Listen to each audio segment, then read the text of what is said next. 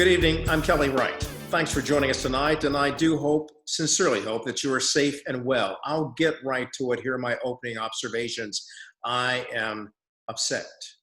I'm reeling and hurt from the disturbing and shocking video of a white Minneapolis police officer with his knee on the back of the neck of an unarmed, handcuffed black man who is subdued. And we hear that man, George Floyd, crying out, "I can't breathe. I can't breathe. I can't breathe." And no help is offered by the officers. Now, we find ourselves living in some difficult times, don't we? I mean, a virus plagues us and places a burden on our health and well-being. Then in the middle of this pandemic is this epidemic of violence that overwhelms us with heartbreak, disbelief, anger, frustration, and yet determination to stop the inhumanity of this treacherous, reckless, and abusive use of power of unarmed black men and women. It stops now, because enough is enough. And those are my opening observations. So joining me now to weigh in on this issue involving the death of George Floyd is Mark T. Harris. He's an attorney with the Ben Crump law firm. And Mark, you and I have talked about this case, and you know, this hurts both of us as African-American men, and we know how much of a deep wound this inflicts on our community. What, from your vantage point, or is there a vantage point in trying to deal with this unfortunate death that took place in full view in Minneapolis? America has to wake up, Kelly. This is not a police problem. This is not an African-American community problem. This is an America problem. You know, on a whole different level, but consistent with this, we had Central Park Karen this past weekend called the police on a gentleman who's a Harvard-educated bird watcher. Now, I don't know too many African-Americans. You may know a few, Kelly, but I don't know too many African-Americans who are bird watchers. Definitely not with the credential of being Harvard-educated and, in quotes, minding his own business. The police were called on him, and the thing that troubled me the most was the threat that this Caucasian woman leveled at him. "I'm going to tell them that an African-American man threatened my life." That's a death sentence for our community. It has been since the beginning of this country's founding. So you take that on one extreme, and the unfortunate natural conclusion is a George Floyd situation in Minneapolis, Minnesota. One of the most atrocious examples of police misconduct I've ever seen. I'm still shaken by it. I'm disturbed by it.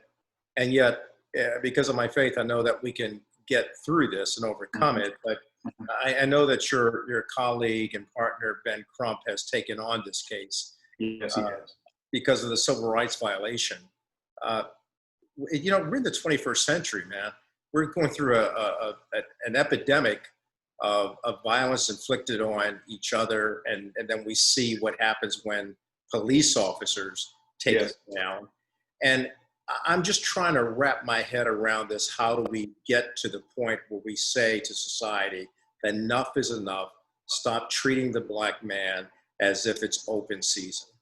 We have to collectively do it, Kelly. The law enforcement, you've got an African-American chief in Minneapolis. You have an African-American chief throughout many cities in the country, including Sacramento, where Stephon Clark was killed, and a number of other African-Americans before Stephon. It's not about one person. It's not even about one department. It's all of us. We should, as a country, understand collectively that this is the shame of our shared history. The non-acknowledgement of past atrocities and current atrocities. This isn't just a matter of history. This was, as my partner and dear friend and colleague, Attorney Ben Crump said, 9 minutes of hell. He counted off 9 minutes, which is what this gentleman had to experience. George Floyd did nothing, in anybody's opinion, to deserve to be tortured the way that he was. He was tortured. There's nothing I've ever seen. I've seen animals that weren't treated as poorly. So it's America's problem. It's not an African-American problem. It's not a people of color problem. It's an American problem, and it should be acknowledged as such so that it can be resolved. You're watching The Kelly Wright Show. We'll be back with much more after this.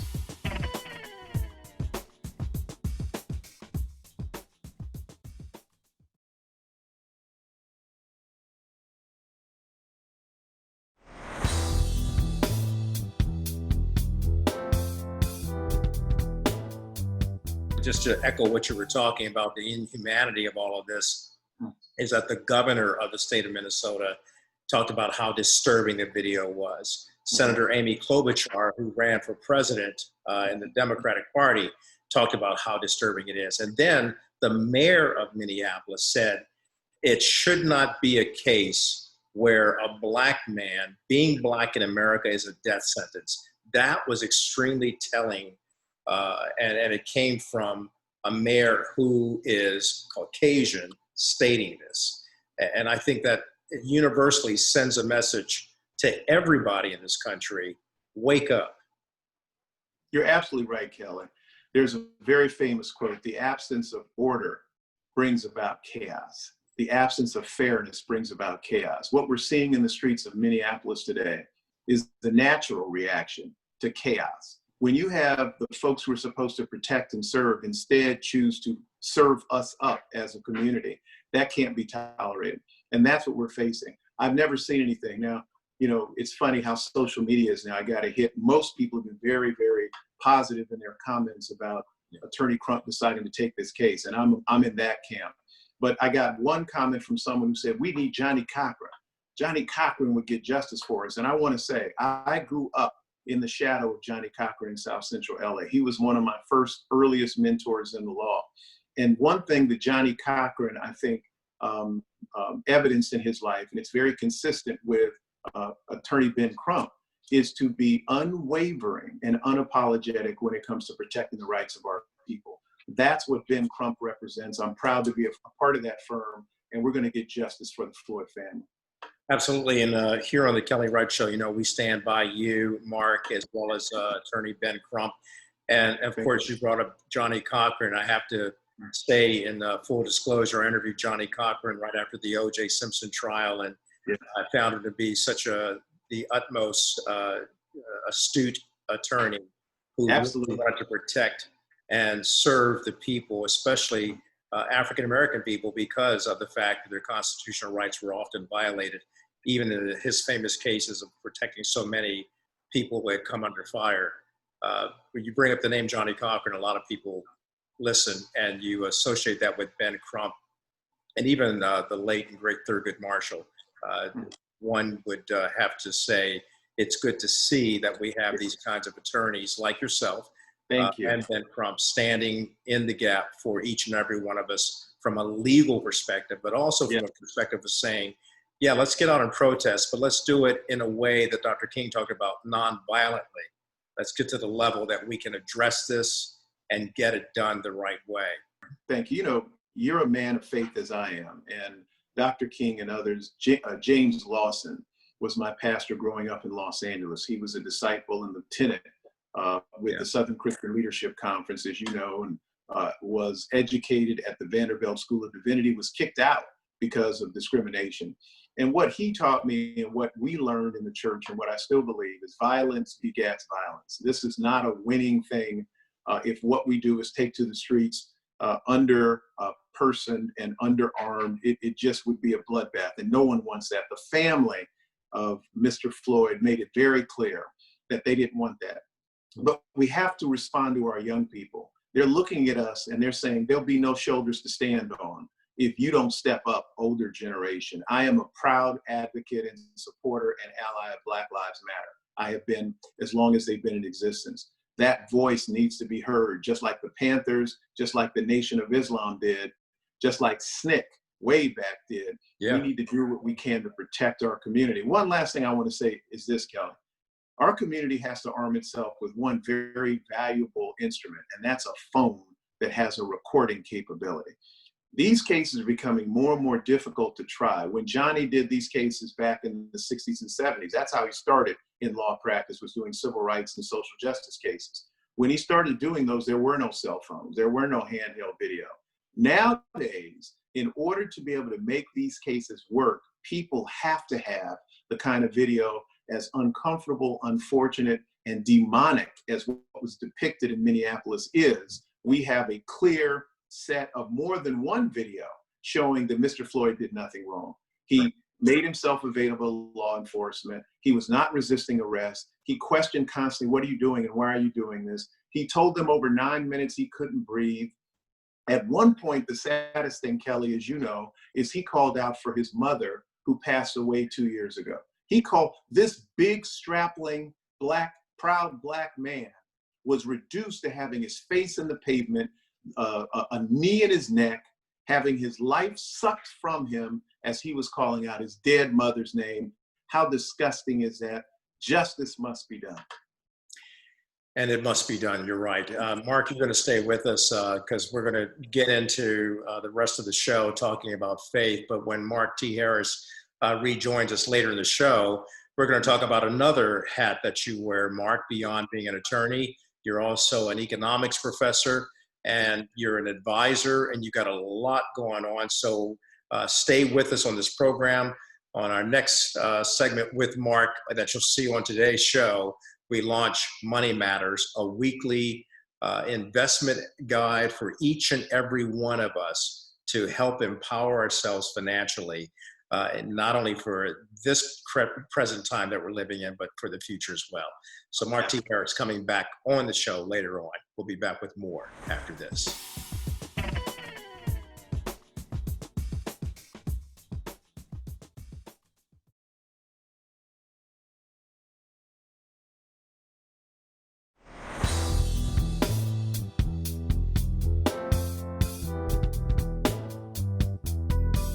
Welcome to the program. There are a lot of questions being raised about why we're going through this COVID-19 situation. It's a global pandemic, as we know, and people of faith have raised the question. In fact, I'm reading the headline here to a column called, "Is this pandemic what God describes in Revelation?" by Dr. Carol Swain. And Dr. Carol Swain joins me now on the program.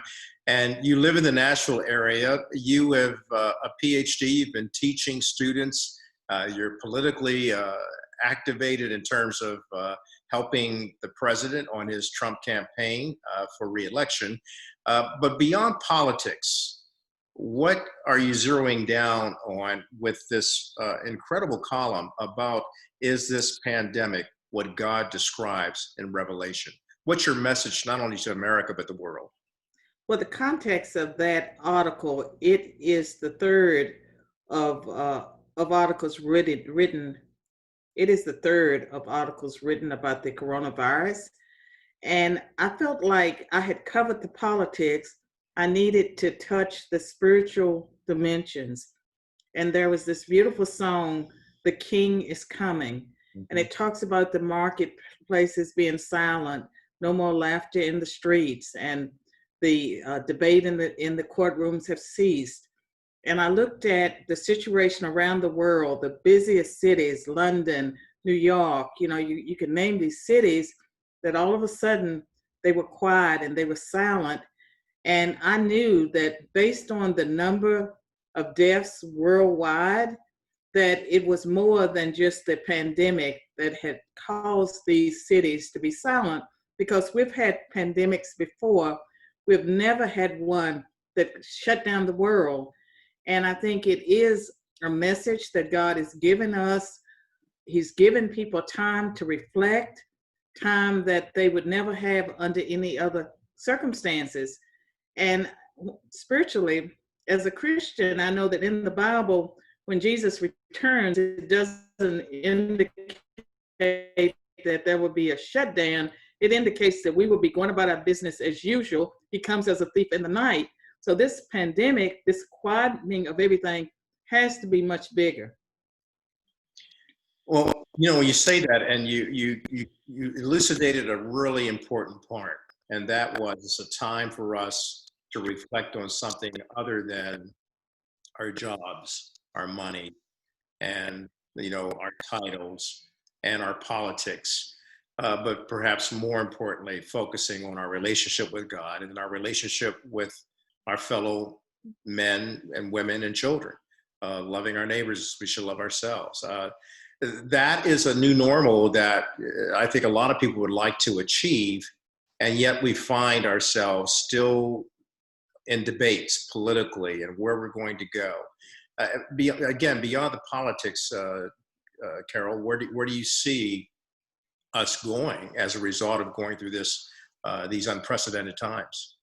Well, first of all, it's up to us. And when it comes to the Christian world, a lot of Christians that I would never have expected to give themselves over to fear have given themselves over to fear. And in the Bible, I believe it's like maybe 350 times that the words fear not appear in the Bible, yet you see Christians that are fearful. And there's uncertainty about the future, but in a way there isn't, because the Bible gives us a roadmap for the future. If you read the Bible, if you study the Bible, you should not be surprised. And even if you were thinking that, okay, this shutdown, maybe Jesus is coming right away, for Christians in right standing, that should be good news. And what I think is happening is that this shutdown, I would say it's a divine shutdown. But when you look at America and you look at ancient Israel, if God judged ancient Israel for the things that that nation was doing, and if God changes not, then America would be in line for judgment. And so one of my prayers is that God would give us mercy instead of judgment, and that this would be an opportunity for a great awakening, a revival, because America is headed in the wrong direction. It's so much bigger than the political leaders. And this whole time that the pandemic is taking place, you have abortions in major cities continuing. You have all the liquor stores open. There's something seriously wrong. And I hope that more people will use this time to reflect on how far we have strayed away from Judeo-Christian values and principles.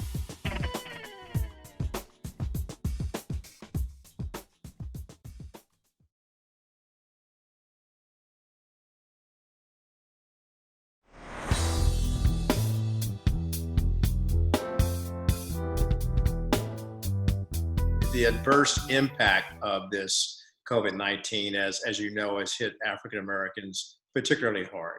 Yes. There should be something to be said about those disparities, and particularly from not just a church perspective, not just a Christian perspective, but from a humanitarian perspective, we should try to right these wrongs that have been there before, now, during, and likely after COVID-19.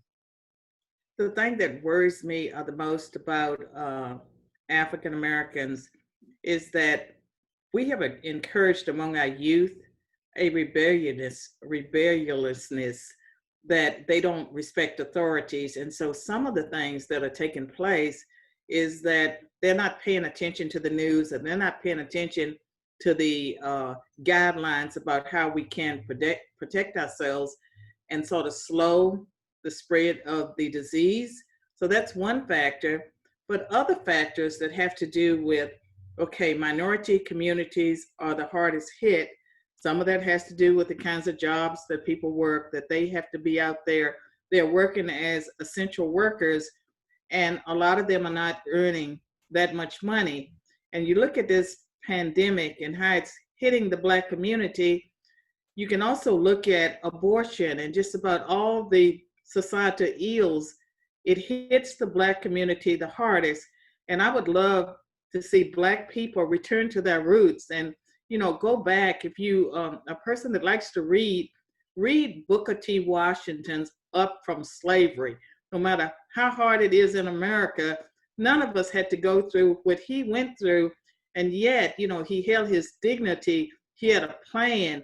There was nothing that man did that was not planned, well thought out. He gave honor to God, but he cared about Black people, and what they could do to better themselves. And I think that we, as Black Americans, have lost sight of our spiritual roots that allowed us to survive slavery and to thrive. And the Black family coming out of slavery was a strong Black family, and the family did not start to disintegrate until the 1960s. Up until then, there was not a huge difference between the Black family and the white family. And so we have followed certain types of ideas and ideologies that have been destructive to us. And the, I mean, to your point, I understand that one would argue, though, there were a lot of economic disparities due to Jim Crow and the segregation things that we had to go through to get through that. So there wasn't a level playing field. No, but we thrived. Even before affirmative action, there were a lot of people that were thriving, and the values that were imparted by our grandfathers and by our ancestors that enabled people to come out of the worst circumstances. I think of Bob Woodson with the Woodson Foundation. He said when white America was at its worst, we were at our best. And so a lot has been lost when it comes to the success of Black businesses and entrepreneurs and the people who made it into elite colleges and universities that were not discriminating against Blacks. If they were not discriminating against Blacks, Blacks were meeting the standards, going to those places even before affirmative action. And you look at the Black middle class in Washington, D.C. in the 1950s, 1940s, a lot of them were civil servants. They loved the civil service test because the person who had the highest score got the job. And so initially, even with the civil rights movement, it was about ending discrimination against Blacks. We were not asking for any type of handouts. We wanted the discrimination to end. I'm talking to Dr. Carol Swain here on the program. I'm going to come back a little bit more of her, and she'll tell us how her personal struggle led to her success as not only a professor, but now the host of a podcast and an author and so many more things that she's doing. We'll be back in just a moment.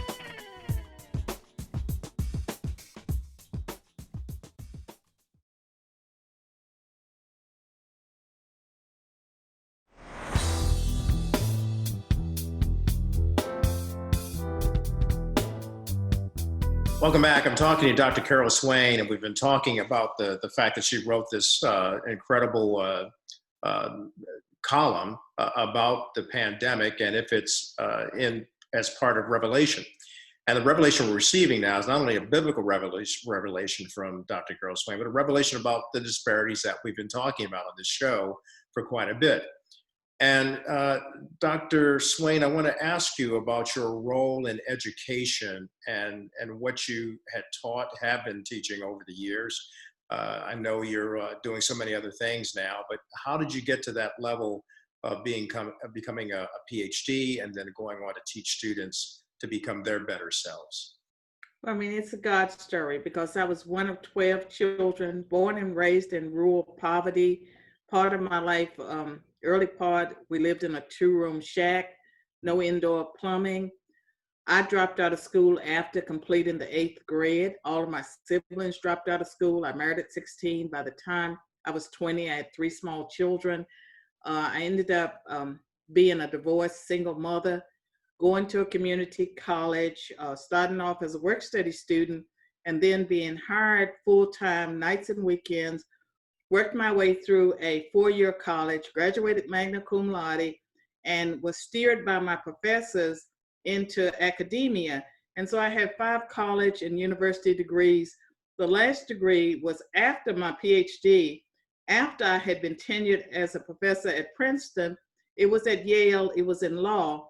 And so I have 5 degrees. I've been to every kind of American institution, but I never sought to become a university professor. Did not know anything about becoming a university professor. God put people in my path that steered me.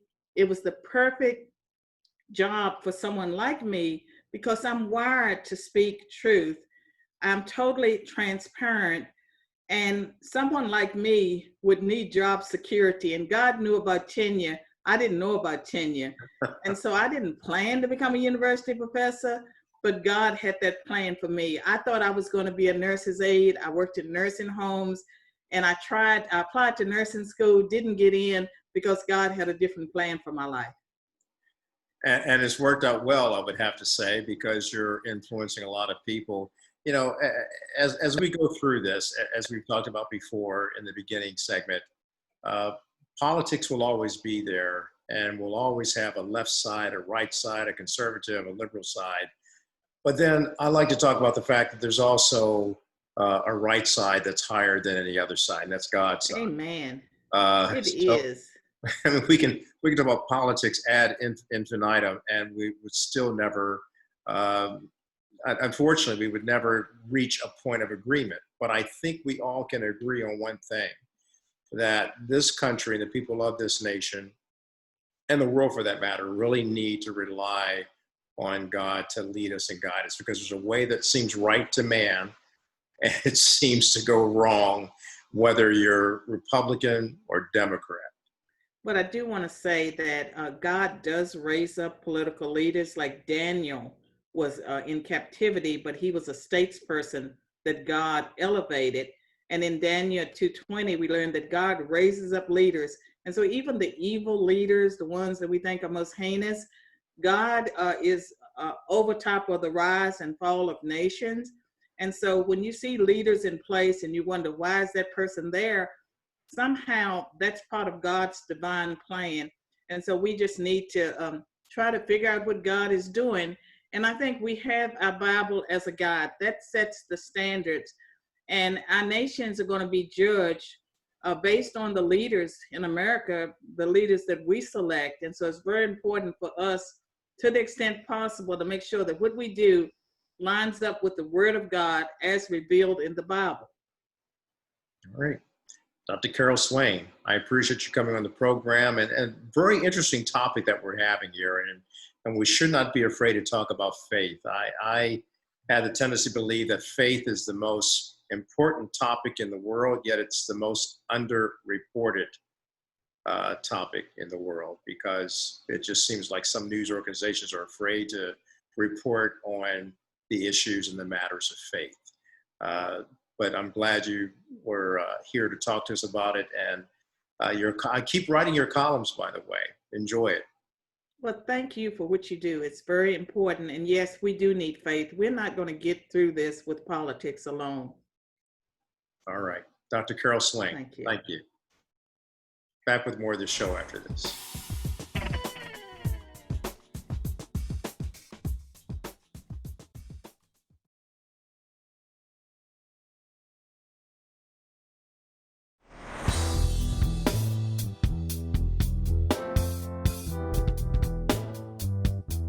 Welcome back to the program. So, you know, as at the top of the show, we had attorney Mark T. Harris. He is a partner and colleague of attorney Ben Crump. And we talked about what's going on in Minneapolis. But now we're going to shift gears with him, as we're going to now focus on Money Matters. That's what we're calling this. We're calling it Money Matters. It will be happening weekly. And I'm so delighted to have Mark want to talk about this, because just let me give you a list of his professional credentials, just a few. As I mentioned, he's an attorney licensed to practice in California with Ben Crump Law. He is also a tenured economics lecturer and director of pre-law studies at the University of California, Merced. Licensed securities professional, Series 7 and Series 63. For those of you who follow finance, you know how tough that is to get. Former managing director with Wall Street securities firms, Bear Stearns and Payne Weber Incorporated. Former deputy chief of staff for the U.S. Department of Commerce under the late Ron Brown. I could go on, and I will. He's co-host of Family Matters Forum on Sacramento KD, that's KDEE 97.5, and he's also co-founder of Barbershop Biz. Love having him on this program to launch Money Matters, because money matters to you who are watching. and to me who's listening. So Mark, take it away, man. You know, start introducing us to how we get started in the Yes. money matters and start investing for the safety and well-being of our families financially. Many of us have, as we've seen through this pandemic, a very small window of opportunity for success, a very limited level of cushion financially. When entire businesses are going out of business, Kelly, after being without revenue for 2 months, think about what that says to the rest of us. Hertz laid off its entire staff. They have furloughed or fired everybody who worked at Hertz. As omnipresent as the Hertz Corporation has been, at least in my lifetime and yours, they are literally just poof, going out of business after 2 months. I don't want to see any of your viewers in the situation where they're up on the rocks, broke, busted, and disgusted because they haven't kept their mind on their money and their money on their mind. So we have to be strategic and we have to be incremental, and there can be no part of this that's so small that we don't pay attention to it. Here's the first thing that happens, Kelly, when I talk to people about financial literacy, which is what this is about. This message through Money Matters on your show on a weekly basis will be age appropriate for everyone from young teenagers or preteens all the way up to senior citizens. This is everybody's financial literacy. And my goal is to make it contextually relevant to every one of your viewers, no matter what their age or station in life. So here we go. Financial literacy. Anytime we take on anything new relative to a language, culture, custom, we have to use what I call the tools in our toolkit. And the tool in our toolkit here, the tools in our toolkit are vocabulary. Part of the intimidation is not knowing what the heck this stuff means. What does it mean to go long? What does it mean to short a stock? What's an option? What's a commodity? Most people give up just because they don't understand the language. And there's no one who is, how should I say it, culturally aware enough to be able to put these very complicated concepts into very simple terms. But with research and information, if we arm ourselves with knowledge, we're in a much better position to be successful. So that's the first thing I would say. Take on a disciplined, long-term approach. Does that mean that every investment is going to be long-term? No. You're going to be doing investing, and you're going to be doing what I call trading. The difference is investing may be over a period of years, trading may be over a period of days. You may not have the temperament to want to be in the volatility of trading. You might want to have a slower, longer runway, and we'll talk about what that means. So let me give you an example to close this segment off. Right now, post-COVID, I am really bird dogging all of the airline stocks. Why? That's a duh, right? It's like, okay, that's pretty obvious. Well, think about it. Of all the businesses and companies that are struggling right now, no one is on airplanes. We've seen the shots of the empty airplanes. For everyone that we've seen that's full, what's not talked about is now where there were 12 flights a day, there are just 2. So we know the airlines are struggling, but just like the financial markets were in 2006, 7, and 8, today the airlines are too big to fail. The government has already provided subsidies to the airlines. I guarantee you that the airlines will rise like a phoenix when it comes to the future. So COVID-19 is creating an opportunity to invest in the airline stocks, some of which are now priced at under $10 a share. I am not in a position where I'm recommending specific stocks. I am not in a position where I either want to do that or I get any benefit from that. But as a sector, I am really bullish. I am really positive about the airline stocks. I am putting some of my own personal money into the airlines right now because I think they have a big upside platform over the next several years. Thanks for bringing Money Matters to the Kelly Wright Show because, you know, the bottom line is life matters, people matter, and so therefore your money matters because it can help you have a better lifestyle for you and your family. So Mark, I appreciate you so much. And as I always like to tell you, God bless you, man. Thank you, Kelly. God bless you and your family as well. All right. You'll see more of him. In fact, one of the things that Mark doesn't know, I'm going to put him on the spot. After you watch this show, if you want to see a little bit more from Mark, I was going to say, Mark, I'd like you to join me on Facebook Live immediate following this show. Everybody can come to Kelly Wright Worldwide on Facebook, and you and I will talk a little bit more, about 5 to 7 minutes after the show, like a post-show show. So we'll be looking for you there on social media tonight. Kelly, that's a great resource you're offering. I'd be happy to join you do that. All right, you heard it first from Mark T. Harris, so make sure you join us after the show. For those of you who want to learn a little bit more about Mark's financial literacy program and more. We'll be back with more of the show after this.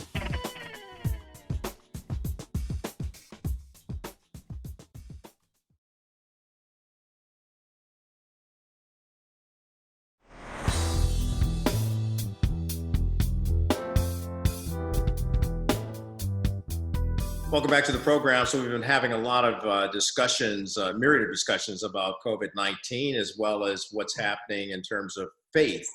Faith has been the dominant topic of today's program. So I want to talk about strengthening the family right now, which is always near and dear to me and hopefully to you. George and Tandra Gregory are coming in now to join us. They're part of Journey for Life, as well as chaplains to the NFL team, the Los Angeles Chargers. And good to have you guys. We're reopening. Yes. Slowly but surely, the states are reopening. And of course, there's this fear that we could do it irresponsibly and we could see a surge in the COVID-19. But as we reopen, isn't there something special we can do for our families? Yeah. Well, I know everybody's excited, at least on some level. There's probably some concern with, doing it too fast. But May, by the way, Kelly, is Date Your Mate Month. And most of us that are dating or married, we don't even realize that there's a month for it. But we just thought, man, this is the perfect time to maybe even talk about how to date your mate. And so sometimes when we talk about dating, you think, oh, well, I've already got her or him. I'm pursued him or her. Yeah. And now we're married or we're dating. And so there's no need to pursue. Actually, it's just the opposite. Right. When you are in a relationship, you still have to pursue. Yeah. We call it, I don't know if they have these in your area, but Krispy Kreme donuts. Yeah. Makes me salivate just thinking about that sign, hot and now. Whenever I see that sign, it doesn't matter what traffic I'm in, I'll whip that car back around and go get those donuts. Why? It's because you're going to get something hot and fresh and good. And so we like to say about dating your mate, it's hot and now. You got to be hot. You got to be ready. You got to be spontaneous. Sometimes you have to plan it, but just do it. Pursue your mate. Pursue them because we have to make each other a priority. Interesting. What are some creative ways to date your mate this month in the midst of COVID-19, where some states, for example, Washington, D.C., is still on a lockdown? Now, they may open up after the 1st or 8th of June. Mm-hmm. It's still kind of up in the air. So what's the creative way of dating your mate if you're still on stay-at-home orders? Like George is saying, it's the intentionality. It's just really making effort. Sometimes we can take our mates for granted because we think we know them and we've been together for so long. We don't make effort anymore. But in this pandemic and quarantine, you can still date because the main requirements is that you're talking, really, and just taking time aside to get to know each other. Yep. One of the things that George and I we always have done, even when our kids were small, is we would have pillow talk where we would end the day a little early, get in bed, and just talk. Now, couples are on different time schedules. George is a night person, but he would take that time, we would talk, and then he'd go back, we spend about 10 or 15 minutes, and then he'd go back to doing whatever he's doing, and I'd go to sleep, So it's really about, again, making sure that you're intentional and making time and effort. And in this quarantine, I encourage you to dress up. I know you've been laying around in your PJs and your pajamas. Your pajamas and sweatpants.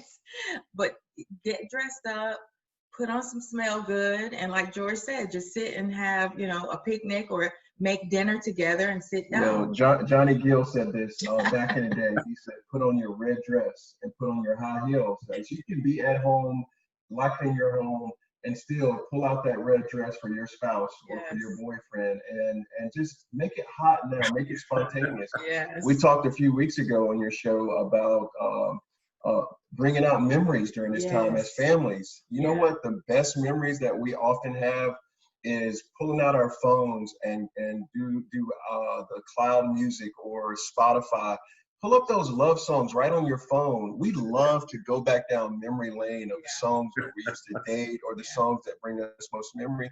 I mean, you don't have to spend a lot of money to date. You just got to be intentional, and sometimes it's spontaneous, sometimes it's planned, but you just got to want to be around each other. So part of that anatomy of the date is learn to do things like this. Just hold hands, just touch, just rub each other, right? My wife's love language is words of affirmation, but my love language is physical touch. Go figure, right? So as long as you're touching, as long as we also suggest giving a 1 minute hug per day, right? So that you can connect with each other. So in this COVID-19, whether you're still quarantined or coming out of it, make sure you're being intentional about touching, about connecting, and about dating your mate. Good stuff. I'm feeling love, well, you guys are feeling the love. But I mean, George went from Hot and Now with Krispy Kreme to Luther Vandross, which makes me think of Here and Now. And then he slips into Johnny Gill, Put On Your Red Dress, Slip On Your High Heels, and some of that sweet perfume. That's right. Smells good on you. I ain't mad at you. George, Sandra, welcome back anytime. It's about making a date with your mate for the month of May. We got a little bit of the month left, so let's get busy, y'all, and start hanging out together in our home. Love you guys. I'm going to be singing that song all day today. My. Love you. They'll be back on Friday with much more of strengthening the family, making the family stronger, right here on the Kelly Wright Show. Peace out. We'll be right back.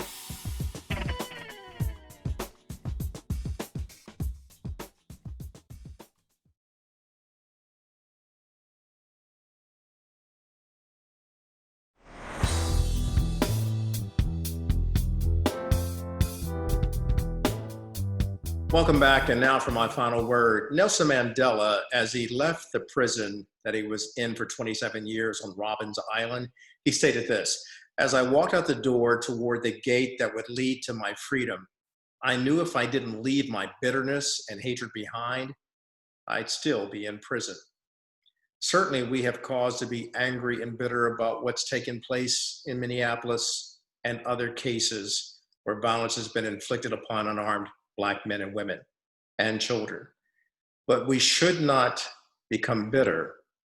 We must devise the strength and find ways to be better. And by doing that, we have to be righted, ignited, and united to spread not fear and not anger, but love, freedom, and peace. Good night. Take a look around. I tell you what I see. I see a world filled with war and poverty. Take a look around.